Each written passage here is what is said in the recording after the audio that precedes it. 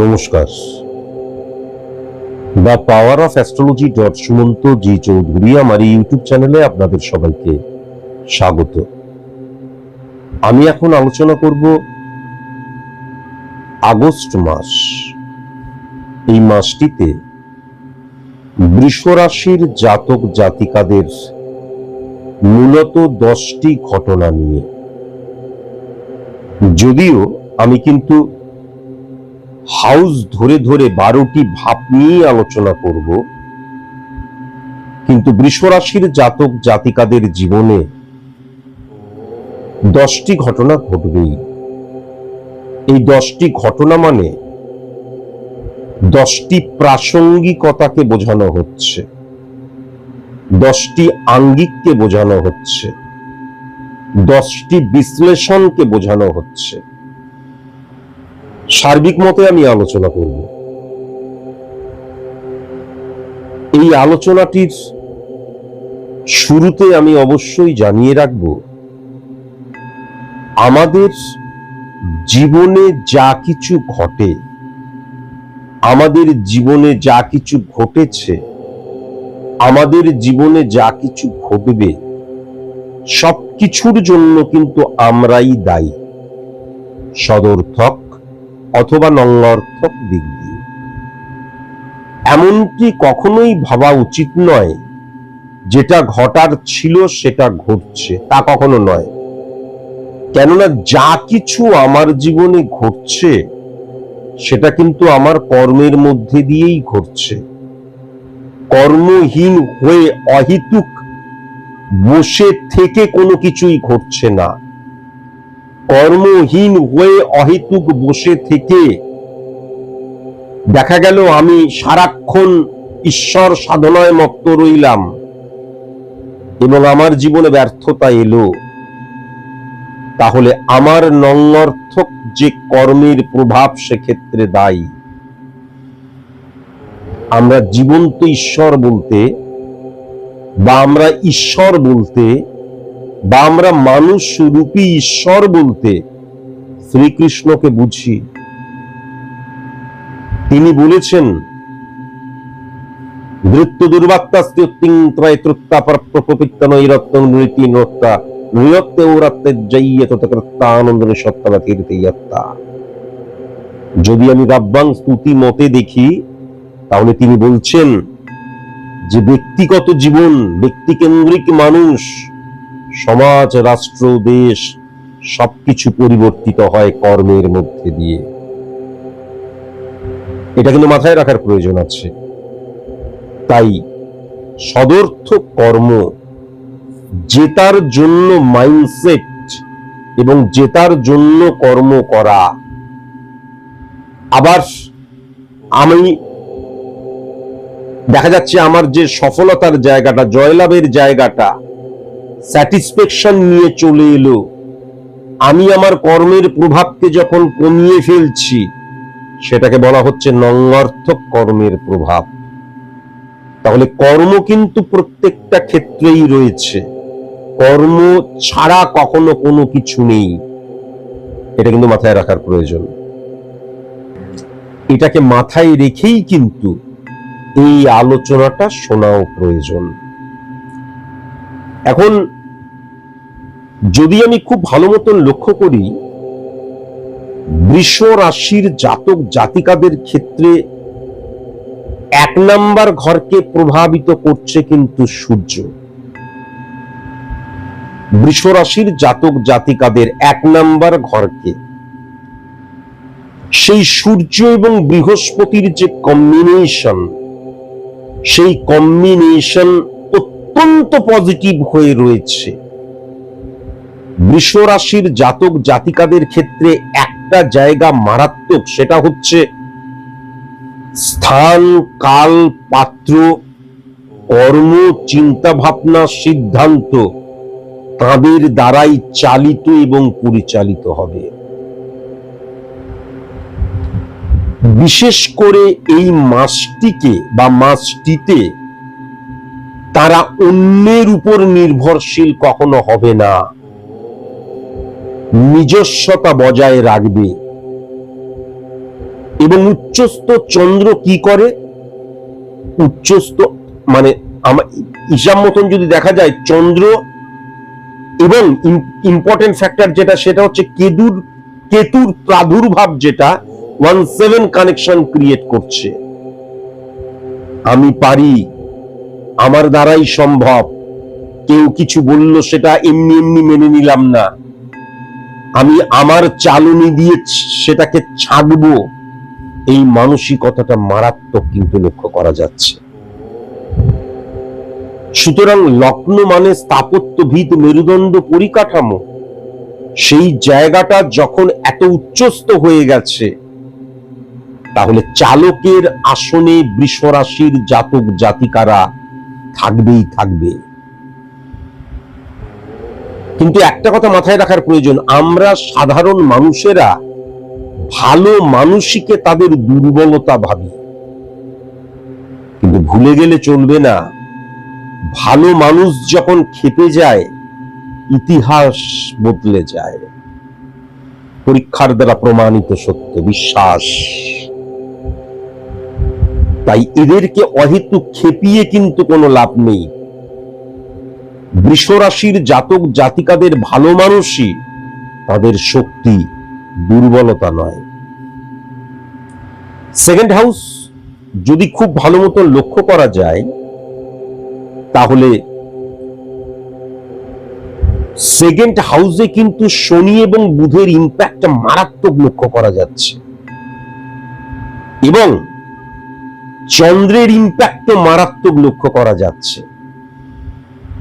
দেখা গেল আমি মাসে 10,000 টাকা ইনকাম করতাম, আমি যদি চেষ্টা করি, চেষ্টাটা কিন্তু আমাকেই করতে হবে। আবার বলছি, অটোমেটিকলি কোনো কিছু হয় না। Success is the maximum utilization of ability that you have. সফলতার উপযুক্ত যদি আমি হতে পারি, তাহলে আমি যে উপার্জন করছি, জীবন গাড়ির পেট্রোল যে অর্থ, আর্থিক দিক দিয়ে কিন্তু আমি নতুন অপরচুনিটি নিজেই সৃষ্টি করতে পারি। তার জন্য অসত্য গাছে, বট গাছে সুদলি বাঁধার প্রয়োজন নেই। ফার্স্ট, সঞ্চয়ের যে চিন্তা ভাবনা তাদের মধ্যে মারাত্মকভাবে থাকবে।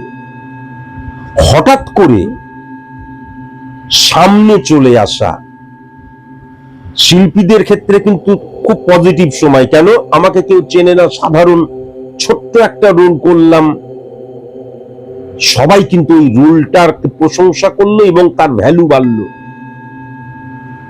এই ভ্যালু বৃদ্ধির জায়গাটা কিন্তু মারাত্মক লক্ষ্য করা যাচ্ছে। হঠাৎ করে মানুষ চিনতে শুরু করবে, আরে এ তো সাধারণ নয়, অর্ডিনারি নয়, স্পেশাল পারসন। এই জায়গাটাও কিন্তু মারাত্মক লক্ষ্য করা যাচ্ছে।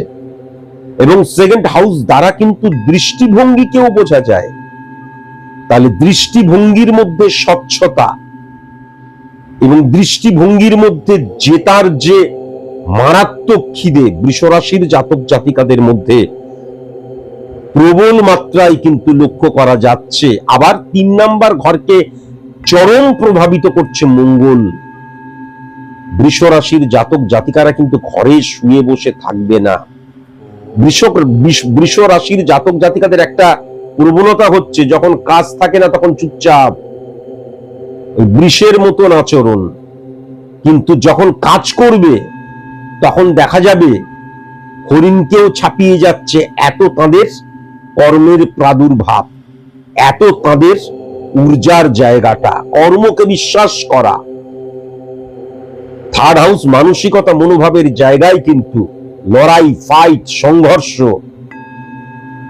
একদম নেগেটিভিটির বুক চিরে বেরিয়ে চলে যাব, হারা ম্যাচকে জিতিয়ে দেব, মানসিকতার দিক দিয়ে এরকম মাইন্ডসেট, এটা কিন্তু বৃষ রাশির জাতক জাতিকাদের ক্ষেত্রে লক্ষ্য করা যাচ্ছে। যদি খুব ভালো মতন দেখা যায়, 4 নাম্বার ঘরের অধিপতি গ্রহ কিন্তু 3 নাম্বার ঘর 6-9 হিট করছে। 4 নাম্বার ঘরের রিফ্লেকশনের জায়গাটাও লক্ষ্য করা যাচ্ছে। তাহলে অ্যাডজাস্ট করার ক্ষমতা, কম্প্রোমাইজ করার ক্ষমতা, স্যাক্রিফাইস করার ক্ষমতা টেরিফিক। এক্সাম্পল, স্বামী স্ত্রীর সম্পর্ক, স্বামী অনেক হাই হুই হুই হুই নাচানাচি করছে, স্ত্রী দেখা যাচ্ছে কন্ট্রোল করছে, স্যাক্রিফাইস করছে, অ্যাডজাস্ট করছে, কম্প্রোমাইজ করছে, স্যাক্রিফাইস করছে, সবকিছু করছে। কিন্তু যখন এক্সট্রিম লেভেলে সেটা চলে যাবে এবং যখন সেই সম্পর্ক থেকে সে বেরিয়ে আসবে, তখন কিন্তু স্বামী গিয়ে পায়ে ধরে কান্নাকাটি করলেও সে আর ফিরে আসবে না। এটা কিন্তু এক্সাম্পল দিলাম একটা। যে কোনো ক্ষেত্রে দেখা যাচ্ছে গুরু শিষ্যের মধ্যে সম্পর্ক, দেখা যাচ্ছে দুই বন্ধুর মধ্যে সম্পর্ক, দেখা যাচ্ছে প্রেমিক প্রেমিকার মধ্যে সম্পর্ক, দেখা যাচ্ছে বিজনেস পার্টনারের মধ্যে সম্পর্ক, স্যাক্রিফাইস করছি বৃষ রাশি। কিন্তু যদি এক্সট্রিম লেভেলে চলে যায়, মাইন্ডসেটের মধ্যে চলে আসে আমি এর সাথে আর থাকবো না, কাজ করব না, বন্ধুত্ব করব না, গুরু বলে মানবো না বা শিষ্য বলে মানবো না, তাহলে জীবনে কখনো কিন্তু আর যতই পাই করুক, ভুল হয়ে গেছে আরেকটা সুযোগ দাও, সে কিন্তু আর সুযোগ দেবে না। বৃষ রাশিরা এমনিতেও খুব স্পর্শকাতর হয়, কিন্তু মারাত্মক স্পর্শকাতর হয়।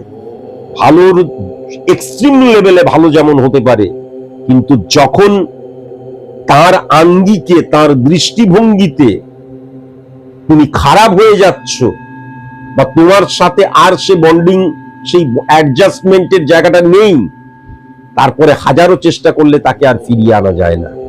তাই জন্য বৃষ রাশিদেরকে কিন্তু খুব ট্যাক্টফুলি হ্যান্ডেল করতে হয়। এবার যদি খুব ভালো মতন আমি 1 2 3 4 5 5 নাম্বার ঘরের রিফ্লেকশন লক্ষ্য করি, টেরিফিক হয়ে রয়েছে 5 নাম্বার ঘরের রিফ্লেকশন। তাহলে 5 নাম্বার ঘর মানে বুদ্ধিমত্তার জায়গাটা টেরিফিক হয়ে রয়েছে। আমি বারবার ধরে বলেছি যে আমার টেরিফিক বুদ্ধিমত্তার জায়গাটা রয়েছে, ডেপথ রয়েছে। এবারে দেখা যাচ্ছে আমি একটা 10,000 টাকার কাজ করছি, তাহলে আমি বুদ্ধিটাকে ইমপ্লিমেন্ট করব কিভাবে, তাহলে আমার এই বুদ্ধিটাকে কাজে লাগিয়ে লক্ষ লক্ষ কোটি কোটি টাকা ইনকাম করব কি করে। তাই জন্য বারবার ধরে বলা হয় স্থান কাল পাত্র অনুযায়ী কিন্তু ক্যালকুলেশন কথা বলে। তাহলে টেরিফিক 5 নাম্বার ঘর, সফলতার জায়গা, বুদ্ধিমত্তার জায়গা, টেরিফিক।